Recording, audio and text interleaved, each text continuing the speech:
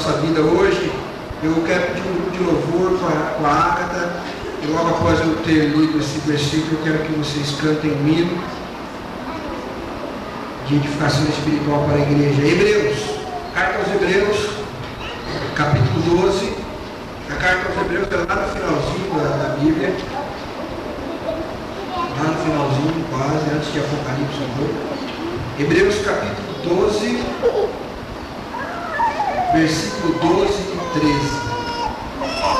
Hebreus capítulo 12, versículo 12 e 13. Diz assim a palavra do Senhor. Se você puder ficar em pé, fique à vontade. Vamos edificar a nossa vida com a palavra de Deus. Diz assim: portanto, tornai a levantar as mãos cansadas. Quem está com a mão cansada aí? Levante a mão. Se você está com a mão cansada, ou se ela não está cansada, levante a sua mão. Tornai a levantar as mãos cansadas. Eu creio que todo mundo está com a mão cansada. Hoje é sábado. Todo mundo, quem não trabalhou essa semana? Todo mundo trabalhou. Todo mundo está com a mão cansada. Levante a sua mão está cansada. E os joelhos desconjuntados. Quem está com os joelhos desconjuntados aí? Quem está com os joelhos desconjuntados? Depois de uma semana de trabalho, corre para lá e para cá. Não tem quem aguenta. Levantai as suas mãos cansadas e os joelhos desconjuntados, e fazei veredas direitas para os vossos pés, para que o que manqueja se não desvie inteiramente, antes seja curado ou seja sarado. Amém? Enquanto eu estou orando, eu quero que a Ágata e o louvor, por favor, venha aqui à frente. Nós vamos louvar o Senhor. Você permaneça de pé só mais um pouquinho. Essa palavra vai abençoar a tua vida nessa noite. Espírito Santo, em nome de Jesus, derrama o céu da igreja sobre esse louvor, sobre essa palavra que vai ser ministrada nessa noite. Traz cura, meu Deus. Traz cura.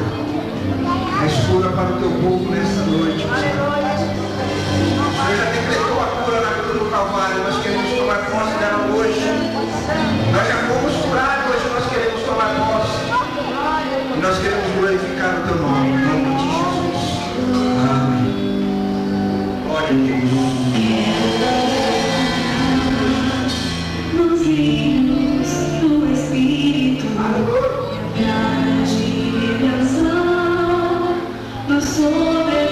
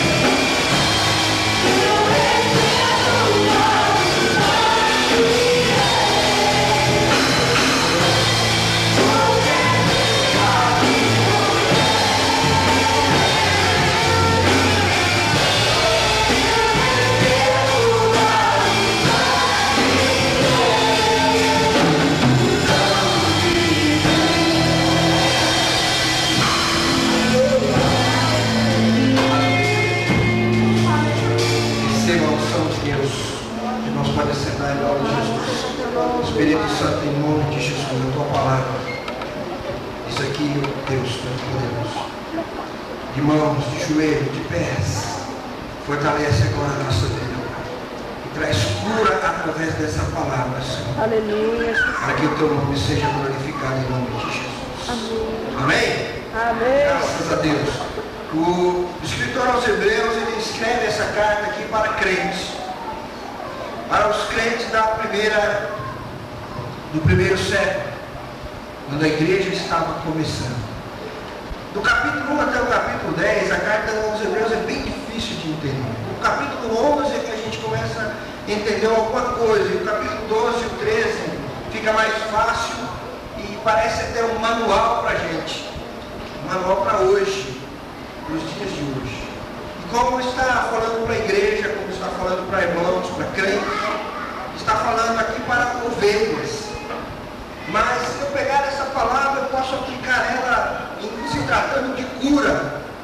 Qualquer pessoa que puder crer nessa palavra, ela pode tomar posse dela. Foi para a igreja, mas a unção da igreja, ela é transmitida para o mundo. A unção da palavra é transmitida para aquele que crê. E eu já perguntei aqui um dia, qual é a parte que mais pode fazer efeito na sua vida? Quem estava aqui no dia que eu perguntei isso? Quem sabe? Qual é a parte da palavra de Deus, da Bíblia, que pode fazer mais efeito na tua vida? Alguém sabe? Você sabe? Quem mais sabe? Quem não sabe? Levanta a mão.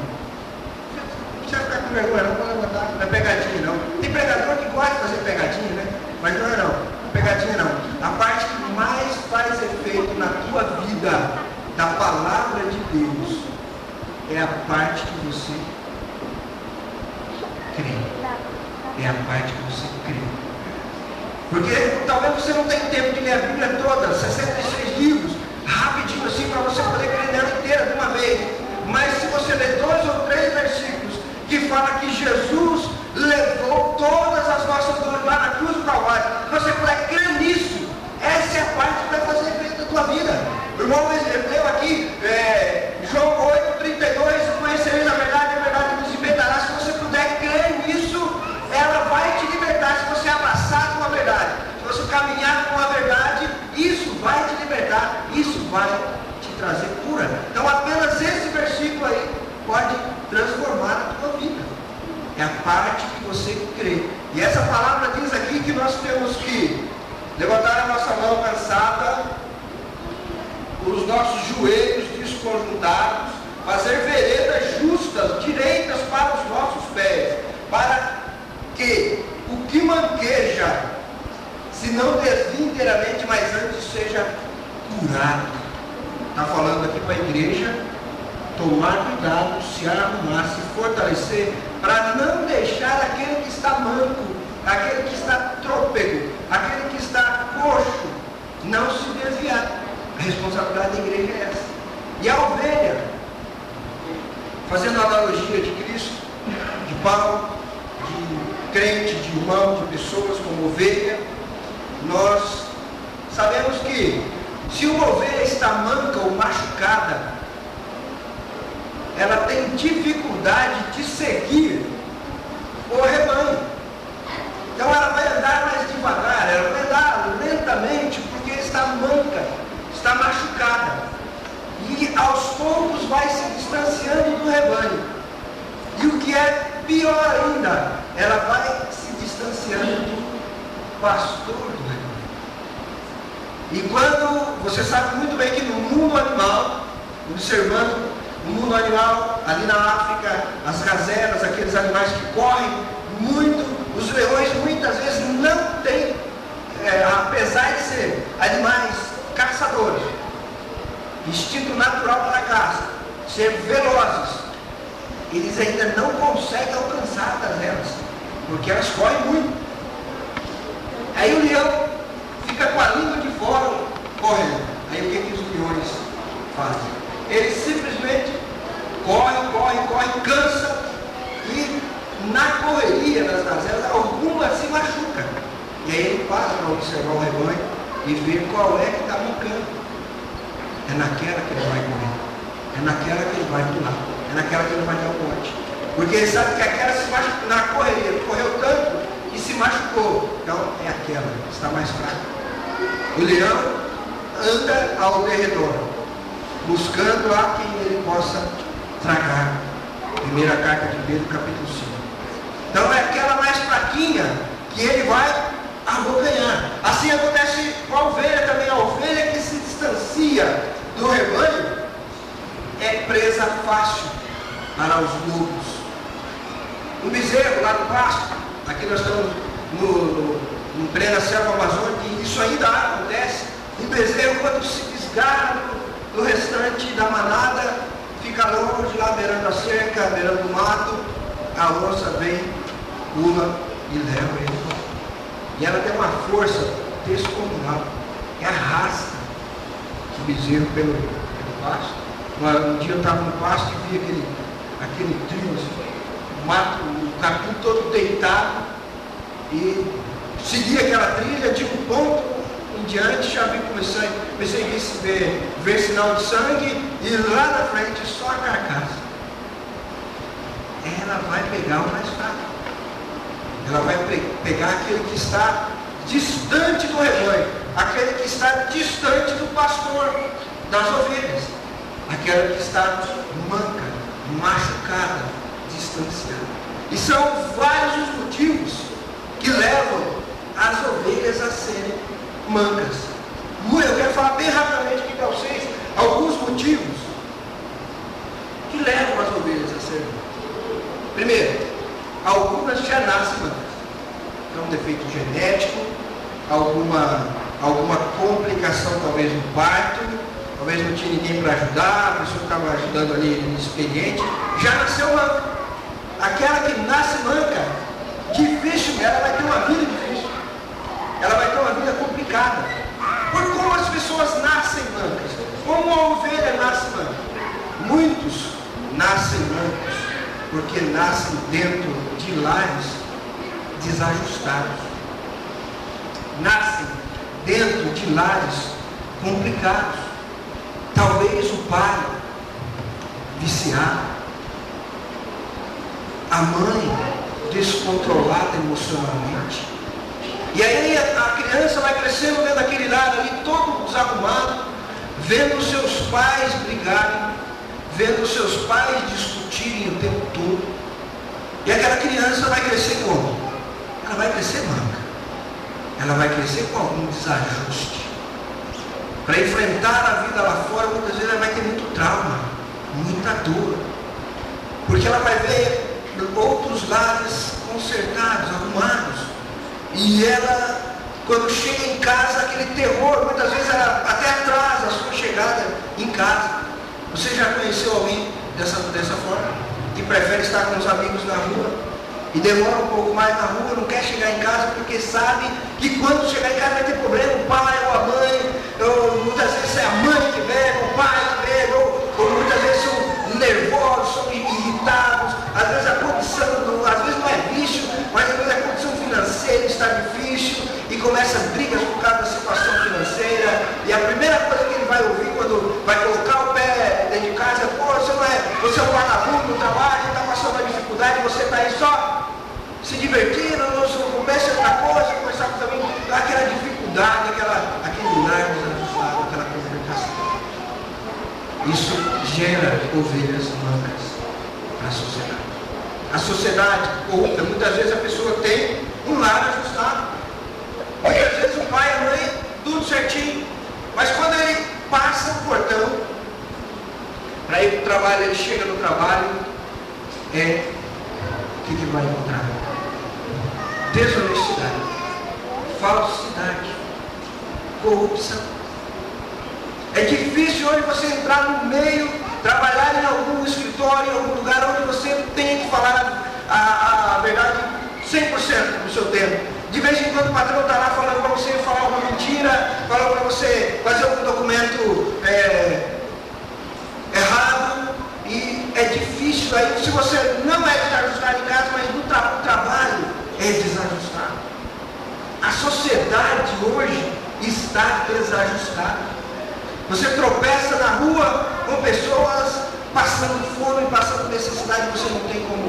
como consertar, você liga o seu aparelho de TV, e vai assistir o jornal, da hora que começa até a hora que termina a tragédia. Morreu 17 na estrada, não sei onde, a onda matou 300 ali, a inundação derrubou quantas casas ali, houve um deslizamento, furacão, seca num lugar, enchente no outro, furacão, e aí você ouve aquilo. Isso gera pessoas mancas. E a gente estava conversando ali, ontem com uma pessoa, a pessoa disse que estava assistindo o jornal e de repente começou a passar mal. Não entendeu? Outro dia a mesma coisa, e até a ponto dele começar a ter espasmos musculares e começar a vomitar só de assistir o jornal. Aquilo foi, aquela força negativa, aquela onda negativa foi entrando nele a ponto dele se tornar uma pessoa depressiva por causa da onda negativa que ele estava recebendo. Agora eu vou dizer para você, desligar totalmente, desligar dos meios de comunicação, virar uma pessoa alienada, não podemos fazer isso também. Mas nós devemos tomar cuidado. Os jornais só tem tragédia, mas nós precisamos estar informados. Mas quando a pessoa não tem uma estrutura espiritual, ela pode até ficar doente de tanto ver tragédia. Isso é deprimente. Corrupção, todo mundo roubando, e você às vezes passando uma dificuldade, tentando ser honesto, mas não consegue, porque a sociedade não te deixa ser honesto. E aí você entra num conflito interior, lutando contra aquilo, e aquela luta às vezes vai te deixar até doente, se nós não tivermos controle. E quando nós olhamos para a palavra de Deus, Jesus diz lá em João 10, versículo 16, ele fala: eu ainda tenho ovelhas de outro aprisco, preciso ir buscá-las. Jesus estava ali, dizendo para os discípulos: olha gente, famílias aí quebradas, tem famílias desajustadas, nós não podemos ficar só aqui, fechados não. A igreja, está falando aqui para a igreja, está falando aqui para nós, levantar as mãos cansadas, e os joelhos tropeiros. Nós muitas vezes ficamos aqui dentro tentando nos curar e não cremos muitas vezes na palavra de cura, e quando Jesus fala para os seus discípulos: não podemos ficar só aqui, precisamos sair. Eu tenho ovelhas em outros apriscos, eu tenho ovelhas em outros lugares, vamos buscá-las. Jesus estava falando: vamos resgatar a família, vamos resgatar as pessoas dessa sociedade corrupta, vamos resgatar essas pessoas dos seus lares desajustados, vamos levar vida para esse lar, vamos levar cura. E quando nós lemos lá em Lucas 19, versículo 10, nós vemos ali uma situação onde um funcionário público corrupto, de repente chega diante de Jesus e fala: Senhor, eu resolvo mudar Zaqueu, o baixinho. E aí Jesus olha para todos e fala: olha, realmente chegou salvação aqui neste lugar. O Filho do Homem veio para buscar aquele que se havia perdido. Então aqui Jesus está mostrando que ele pode entrar também na política, ele pode entrar no meio público, ele pode entrar no meio privado, ele pode entrar na empresa, ele pode entrar em qualquer lugar, em qualquer parte da sociedade, para levar a cura. E ele disse: eu vim para buscar aquele que se havia perdido, e eu vim para curar, eu vim para tirar a dor, porque eu levei toda a dor, eu já levei toda a dor do mundo em mim. Então aquele que crê em mim está livre, pode andar tranquilamente, firme, e fazer veredas direitas para a sua vida. Segundo lugar, outras ovelhas são mancas porque são mal nutridas, são mal alimentadas. São ovelhas que vêm de sistemas religiosos que muitas vezes usam até a Bíblia. Mas uma coisa que eu digo é: uma meia verdade é pior do que uma mentira. Porque aquilo que é mentira, pronto, facilmente você vai desvendar aquilo como mentira. mentira. Mas quando você está falando uma meia verdade, você está misturando a verdade com a mentira. E o nome que nós damos a isso, misturar a verdade com a mentira, é heresia. Heresia é um pouco de verdade, um pouco de mentira. E muitas pessoas vêm nesses sistemas que alimentam mal o seu rebanho, que não dão alimento sólido, não ensinam a verdadeira palavra de Deus, aí chegam aqui todas doentes, chegam aqui todas quebradas, chegam aqui todas arrebentadas. Mas aí Jesus proclama: vinde a mim, todos aqueles que estão cansados e oprimidos, e eu vos aliviarei. Troquem comigo o fardo, o jugo, porque o meu jugo é suave, o meu fardo é leve. Eu tenho falado aqui isso muitas vezes. As religiões, as sociedades, as seitas, muitas vezes colocam cargas tão pesadas sobre as pessoas para que elas carregarem, que se torna insuportável. E Jesus denunciou isso lá em Mateus capítulo 23, dizendo: fariseus e escribas, hipócritas, vocês carregam as pessoas de uma doutrina tão pesada, de um fardo tão pesado, que vocês nem colocam o dedo para ajudar, vocês não querem fazer nada para carregar, mas vocês sobrecarregam as pessoas de dogmas, de doutrinas, de palavras de homens, que as pessoas não conseguem caminhar com aquilo tudo. E aí Jesus diz: vem, troca comigo, me dá esse fardo pesado. Não liberta as pessoas do pecado, não liberta as pessoas da culpa.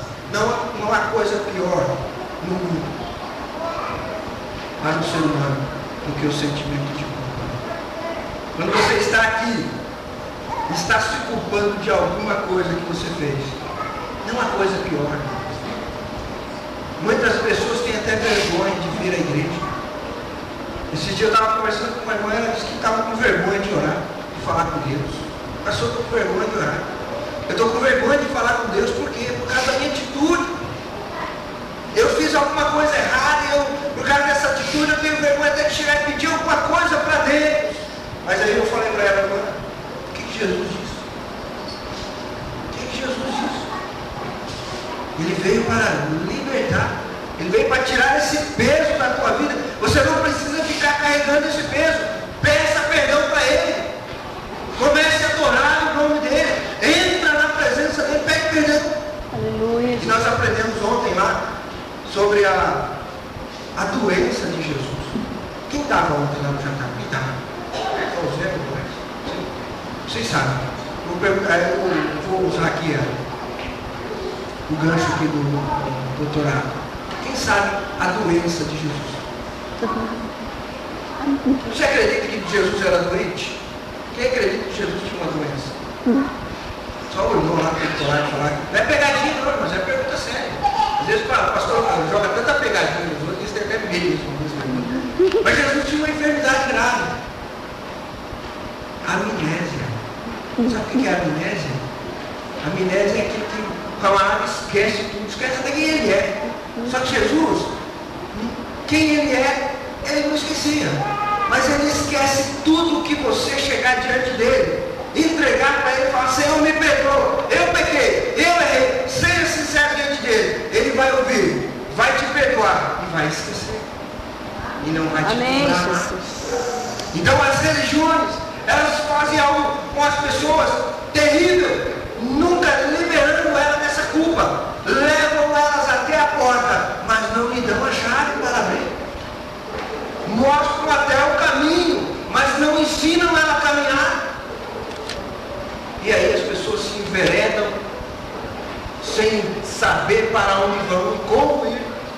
E muitas vezes sofrem, se machucam e chegam aqui todos quebrados. Mas o Senhor diz: eu sou o bom pastor, e a ovelha que vier até mim encontrará pastagens, terá liberdade, porque entrará e sairá, a liberdade em Cristo Jesus. Aleluia. Você não é preso em ser um cristão,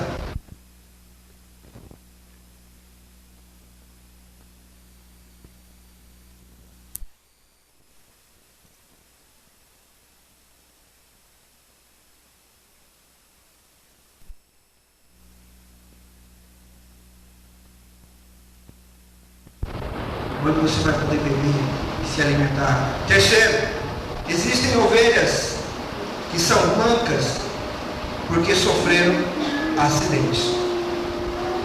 Acidentes acontecem. Hoje eu estava chegando em casa e logo bem no portão da minha casa, um Fiat atropelou uma bis e meia hora depois liga o irmão falando que era ela que tinha levado a pancada. Não sabia disso, não. Uma bis lá em frente a renascer ali. A menina, acho que estava na garupa, voou, caiu em cima do para-brisa do carro, estraçalhou tudo. E daí, um pouco depois, me ligaram dizendo que era a irmã.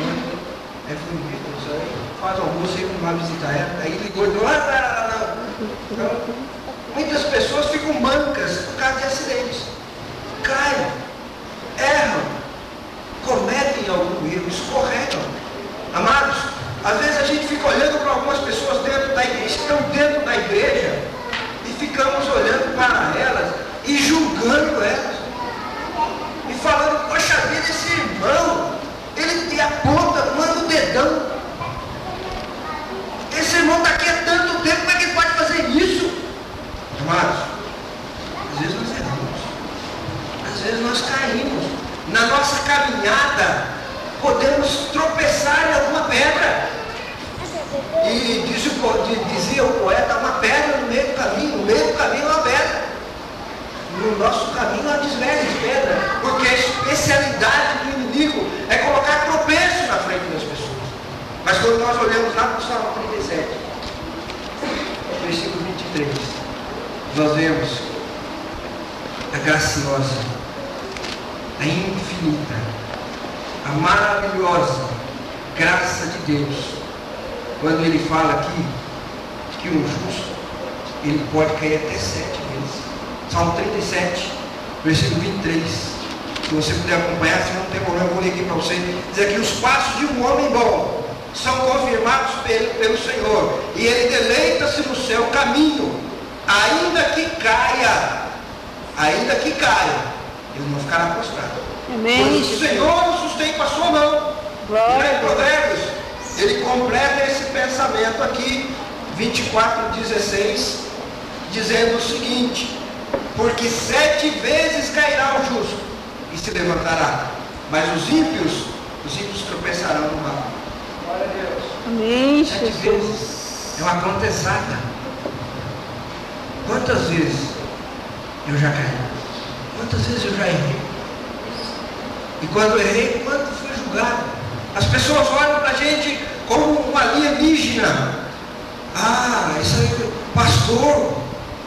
E Miqueias diz o seguinte, Miqueias 7:8, ó inimiga minha, não te alegres a meu respeito, ainda que eu tenha caído, levantar-me-ei, se morar nas trevas, o Senhor será a minha luz.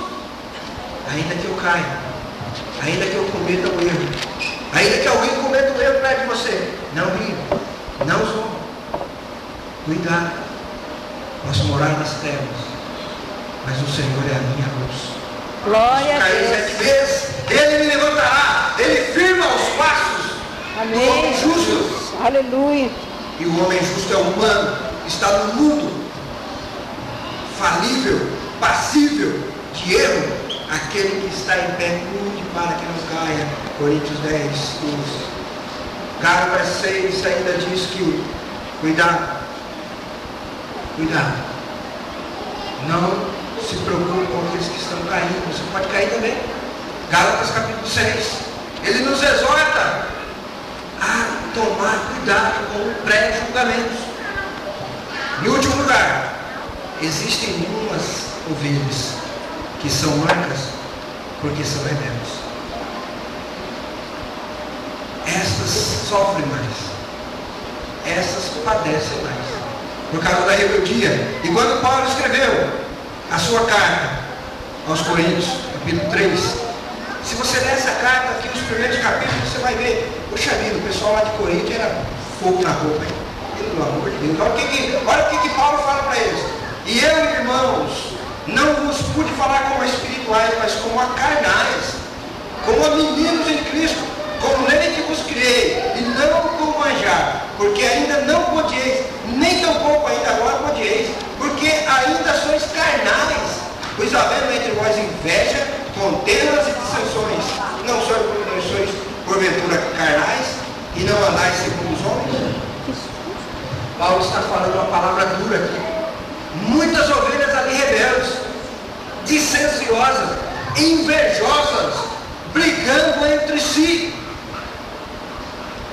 No meio cristão, não pode haver isso. Inveja do outro irmão. Cometer alguma injustiça contra o irmão.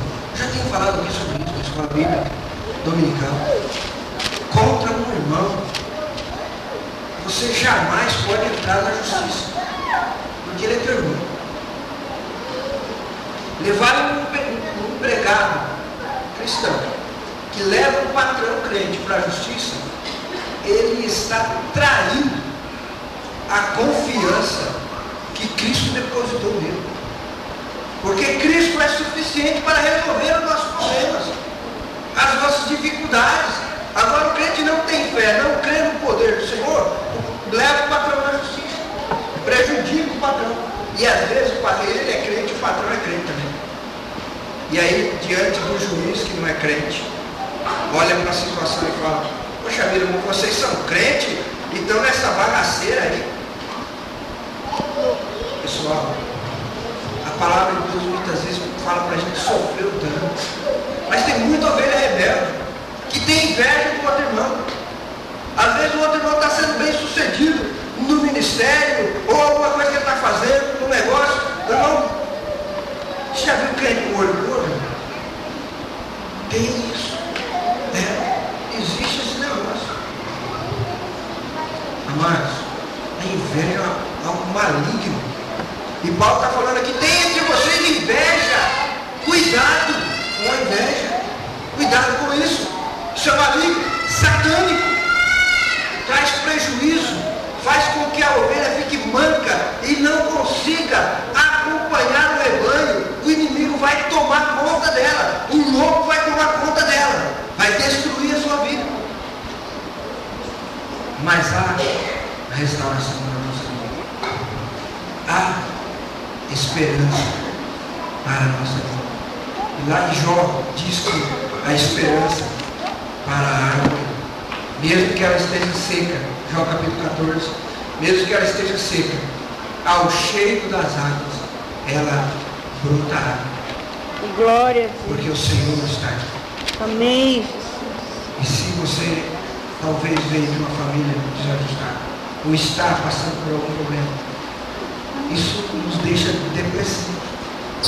Problemas às vezes com o pai, ou com o filho, desavenças, qualquer desajuste dentro de casa traz tristeza, traz depressão, desajuste no trabalho, complicações, brigas, discussão, perseguição no trabalho, fraqueza, falta de entendimento da palavra de Deus também faz com que as pessoas não consigam caminhar direito. E muitas pessoas me perguntam: mas pastor, não entendo isso, não entendo aquilo. Se nós como igreja não estivermos preparados para ensinar essas pessoas, elas vão manquejar a vida toda e nunca vão chegar à estatura de varão. Vamos colocar em pé. Glória a Deus. A cura. Tudo isso que eu falei aqui até agora está no âmbito espiritual. Porque uma coisa eu quero falar para você: o teu corpo já foi curado. Glória a Deus. Teu corpo físico. Louvado Quem foi no seminário hoje ali, acho que você não pode perder essas coisas hoje. Porque muitas coisas nós não temos tempo. Aqui na igreja não dá tempo de falar tudo. Então você tem que ouvir essas coisas. Amanhã não vai haver escola bíblica dominical. Vá lá no seminário, ouvir o seminário. E nós aprendemos que nosso corpo já está curado. E não é heresia, não. A palavra de Deus diz isso. Isaías 53, ele levou todas as nossas enfermidades.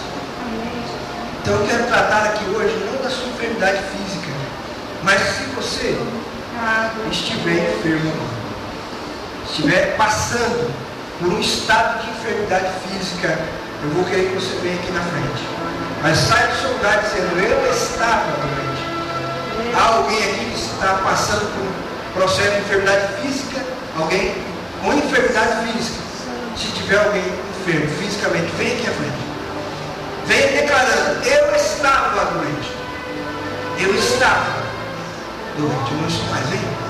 E creia nisso. Nós vamos orar por você. Moeda. Vamos ungir essas pessoas. Se você estava doente, estava. Declare agora, estava. Eu não estou mais. Vem aqui. Está passando agora por esse estado. Vem aqui agora. Nós vamos orar por você. Os irmãos vão estar ungindo você aqui. Mas declare no fundo da tua alma. Fala para o Senhor. Senhor, eu creio no que o Senhor fez para mim lá na cruz. Eu creio, Pai querido, que o Senhor já me curou. Eu agora estou aqui apenas para tomar posse dessa cura do meu corpo. Agora, você, que em algum desses pontos se encaixou, está passando por dificuldade, luta espiritual, conflito, dúvida, medo, perseguição, vem aqui na frente. Você está passando uma luta lá dentro da tua casa. E a luta não é doença, a luta você está vendo que não é doença física, é algo espiritual que está atacando a tua casa. Vem aqui na frente. Se você tem alguém na sua família que é viciado, qualquer tipo de vício, cigarro, bebida alcoólica, droga, vem aqui. Você não precisa falar, você só vem aqui, tem muita gente. Às vezes as pessoas não são curadas, às vezes as pessoas não são libertas, porque têm vergonha, ou ficam envergonhadas de declarar.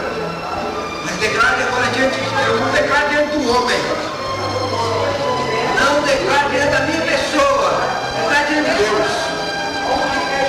Espírito Santo de Deus, em nome de Jesus, os teus servos estão aqui, Senhor. Nós lemos a tua palavra, Pai querido, que nós precisamos endireitar as nossas veredas. Nós precisamos fortalecer os nossos joelhos tropegos, as nossas mãos cansadas. Nós devemos levantar. E nós precisamos nos fortalecer para que nós possamos ajudar aquelas que estão mancas. Mas muitas vezes nós mesmos estamos mancos.